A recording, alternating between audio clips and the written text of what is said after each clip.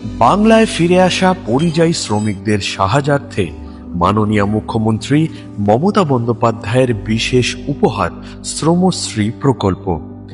বাংলার পরিযায়ী শ্রমিক যারা বিভিন্ন রাজ্যে কাজ করেন, তারা যারা ফিরে আসছেন অসহায় অবস্থা, কাজে এটা নিয়ে আমরা একটা সিদ্ধান্ত নিয়েছি যে বাংলায় যে সকল পরিযায়ী শ্রমিক বাংলার বাইরে কাজ করছে তাদের বাড়ি ফিরিয়ে এনে এবং তারা যদি নিজেরাও চলে আসে, যারা আসতে পারবে, যারা আসতে চায়, তাদের পুনর্বাসনের জন্য আমরা একটা পরিকল্পনা গ্রহণ করেছি।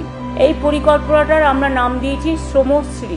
এই প্রকল্পের সহায়তায় বাংলার পরিযায়ী শ্রমিকরা পাবে এককালীন ভ্রমণ সহায়তা সহ 5,000 টাকার সাহায্য, পুনর্বাসন ভাতা হিসেবে 1 বছর কাজ না পাওয়া পর্যন্ত প্রতি মাসে 5,000 টাকার আর্থিক সহায়তা, খাদ্যসাথী ও স্বাস্থ্যসাথী সহ অন্যান্য সরকারি প্রকল্পের সুবিধা প্রদান, দক্ষতা থাকলে দরকারে প্রশিক্ষণ দিয়ে কর্মসংস্থানের ব্যবস্থা, বাড়ি না থাকলে কমিউনিটি কোচিং সেন্টারে থাকার ব্যবস্থা, কর্মসংস্থানের উদ্দেশ্যে জব কার্ড প্রদান, পরিযায়ী শ্রমিকদের ছেলে মেয়েদের পড়াশোনার ধারাবাহিকতা বজায় রাখতে কন্যাশ্রী একাধিক প্রকল্পের সুবিধা সহ স্কুলে ভর্তির ব্যবস্থা।